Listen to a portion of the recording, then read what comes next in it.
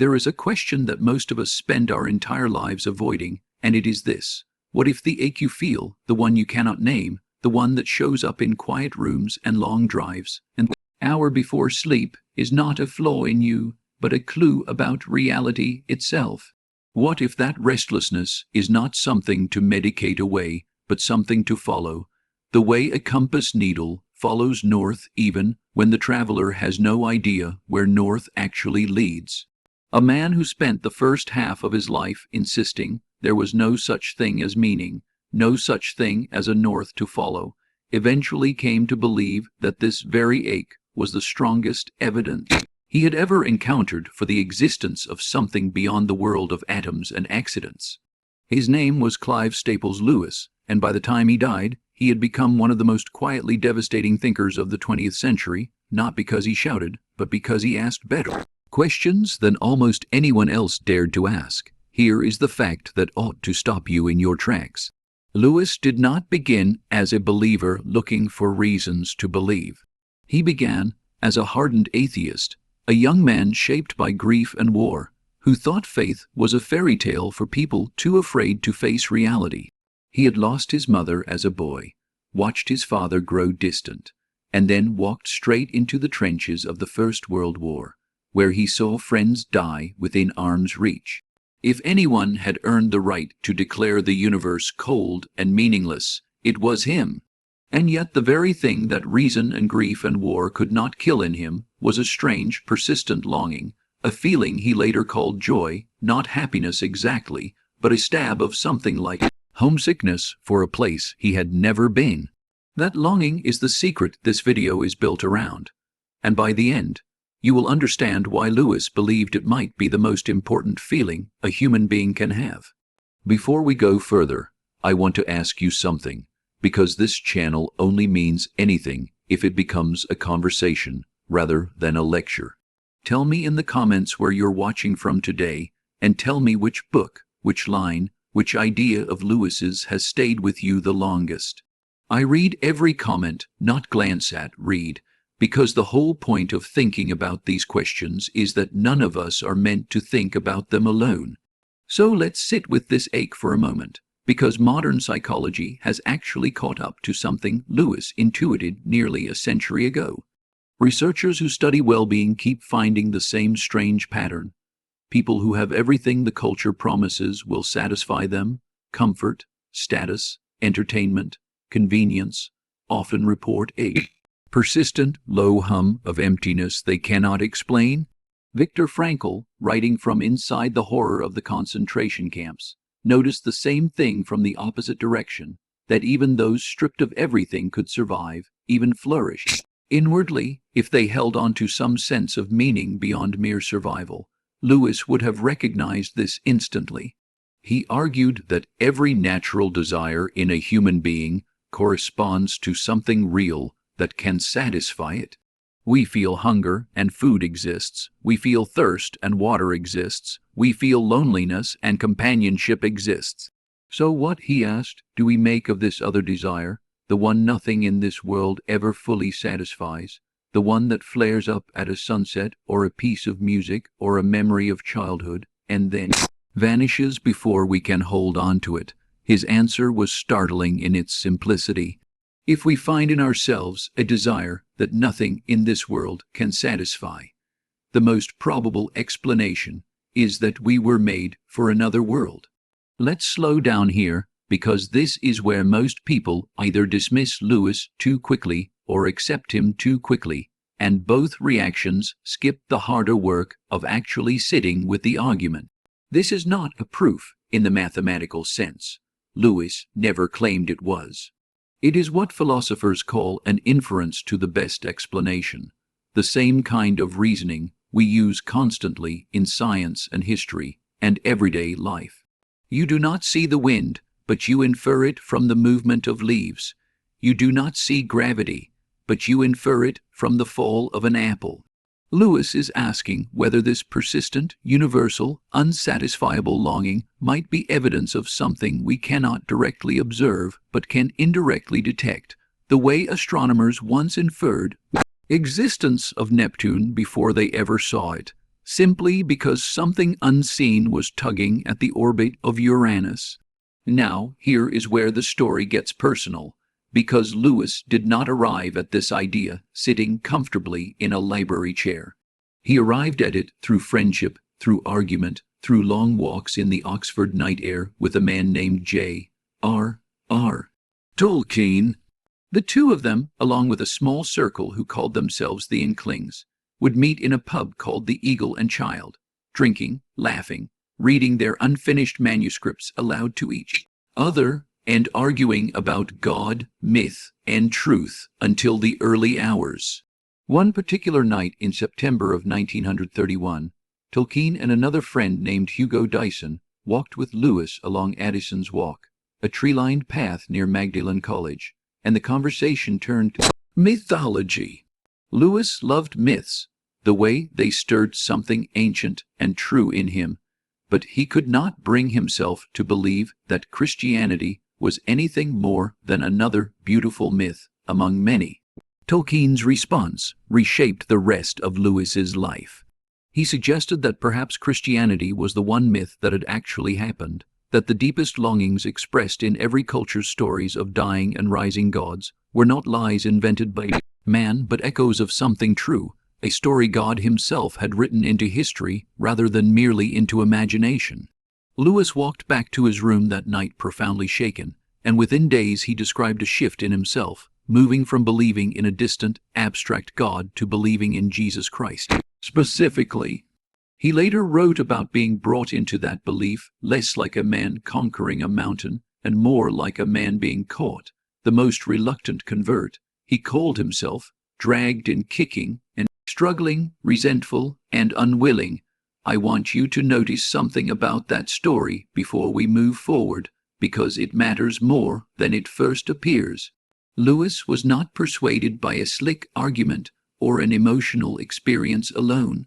He was persuaded through friendship, through the slow, patient, sometimes uncomfortable work of being known and challenged by people who loved him enough to disagree with him. In an age of algorithms that feed us only what we already believe, there is something almost radical about that. Real transformation, Lewis's life suggests, rarely happens in isolation. It happens in the friction of real relationship. If you're finding this kind of exploration valuable, this is a good moment to hit like and consider subscribing, because we go deep into philosophy, faith, psychology, and the search for truth every week, and it genuinely helps more thoughtful people find their way here. Now, let's turn to the part of Lewis's thought that modern audiences often find hardest to sit with, and that is his understanding of suffering. Lewis did not write about pain as a detached academic.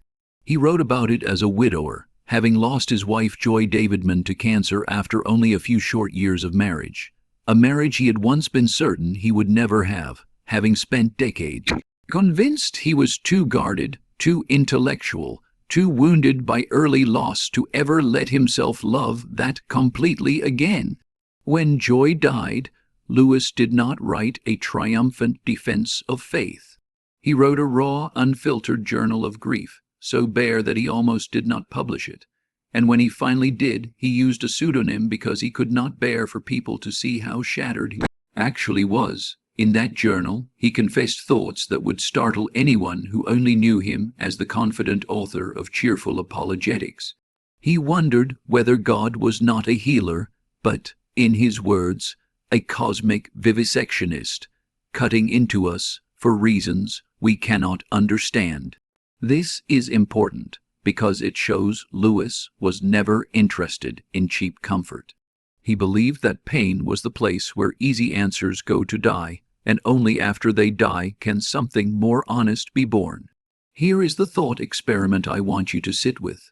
Imagine you are an artist, and you are shaping a piece of wood or stone into something beautiful, something with real depth and character. Would love for that material look like leaving it untouched, comfortable, and unformed forever, or would it sometimes look like the sharp, painful strokes of the chisel, precisely because you see potential in it that it cannot yet see in itself? Lewis used an image very much like this. He suggested that pain is God's instrument, uncomfortable but not meaningless, in the shaping of something we cannot yet imagine ourselves becoming. This is not an argument that makes suffering feel good. Lewis never wanted it to feel good. It is an argument that suffering might, terribly and mysteriously, be doing something, rather than being nothing at all. This connects to another of Lewis's ideas that modern psychology has quietly rediscovered: the notion that comfort, pursued as the highest goal, actually shrinks a person, while meaning, even meaning found through difficulty, expands them. Research into post-traumatic growth has found something Lewis would have expected all along: that a significant number of people who endure severe hardship do not simply recover afterward. They report a deeper sense of purpose, richer relationships, and a clearer understanding of what matters than before the hardship struck. This does not glorify suffering. It simply suggests that suffering, when it is not the final word, can become raw material for a kind of depth that comfort alone rarely produces. Lewis explored this same theme from another angle in his book about hell, one of the strangest and most imaginative pieces of theology ever written, in which he pictures the damned as free, at any moment, to take a bus ride out of a gray, drizzling, endlessly expanding town and into the foothills of a brighter, more solid reality.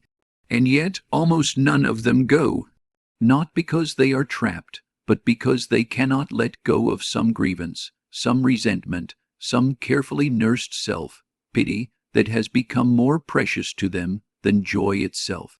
Lewis's haunting suggestion is that hell, in the end, might not be a place we are thrown into so much as a direction we keep choosing, one small refusal of love and light at a time, until the small refusals become permanent.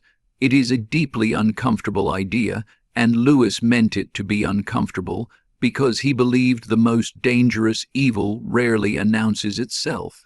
It creeps in through boredom, resentment, and self-justification, disguised as reasonableness.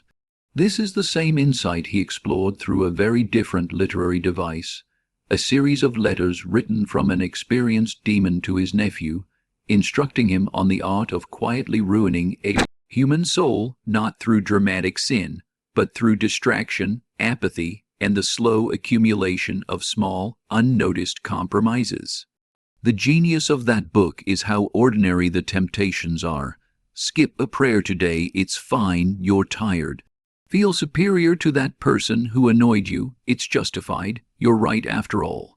Numb yourself with entertainment instead of facing the question that's been bothering you, you deserve a break. None of these choices feel evil in the moment. That, Lewis warned, is precisely how evil prefers to travel, in a taxi that looks perfectly respectable rather than in a fire-breathing dragon. Which brings us, finally, to the secret we promised at the beginning, the revelation this entire video has been building toward. Lewis believed that every human life is caught in a story larger than the one we can see from inside it, and that our choices, our small daily choices, are not neutral. He put it in a way that still unsettles anyone who truly absorbs it. He said there are no ordinary people, that the dullest, most uninteresting person you talk to today may one day be a creature which, if you saw it now, you would be strongly tempted to worship, or else a horror and a corruption such as you now only meet in nightmares. Nations, cultures, empires, he said, are temporary things, but the people inside them are heading toward one of these two eternal destinations, and everything we call ordinary life, our jokes, our work, our friendships, our small kindnesses and small cruelties, is quietly, moment by moment, part of the process that moves each of us in one direction or the other. This is the secret. Nothing is ordinary because nothing is temporary in the way we assume it is. The soul, Lewis believed, is not a possession you carry through life. It is a thing being formed by life, being shaped, chiseled, grown, or shrunk by every choice you barely notice yourself making. If that longing we spoke about at the beginning, that homesick ache for a country you have never visited, is real evidence of anything, It may be evidence that you were never meant to be a small, temporary, forgettable thing. You were meant, Lewis would say, for weight, for glory, for a kind of significance that our current categories are almost too small to hold. There is more of Lewis's reasoning, along with the sources behind everything discussed today, waiting for you in the description below if you want to go deeper. So here we are, at the end of a journey that began with an ache you could not name. We have walked through a soldier's grief, a friendship under Oxford's night sky, a widower's shattered journal, a demon's patient letters, and a bus ride out of a gray and drizzling town. And we return now to where we started, to you, sitting somewhere in the world right now, carrying your own version of that same restless longing. Lewis would tell you not to silence it, not to drown it in noise, not to explain it away as mere biology or bad luck. He would tell you to follow it the way sailors once followed unfamiliar stars, trusting that a longing this deep, this universal, this impossible to satisfy with anything the world offers, is either the cruelest joke the universe ever played on us, or the surest sign we have that we are, each of us, further along in a story than we know, still being shaped, still being called, still being invited home. Perhaps the secret was never hidden very far away at all. Perhaps it has been sitting quietly inside every quiet ache you have ever tried to ignore. So I will leave you with one question, and I want you to actually sit with it before you scroll away. If the deepest longing in your life is not a flaw in your design, but a clue about your destination, what direction has it been pointing you toward all along? Tell me in the comments, wherever you are watching from tonight. And if this kind of exploration matters to you, subscribe, because we will keep walking through the wisdom of Lewis and the questions that outlast every century together.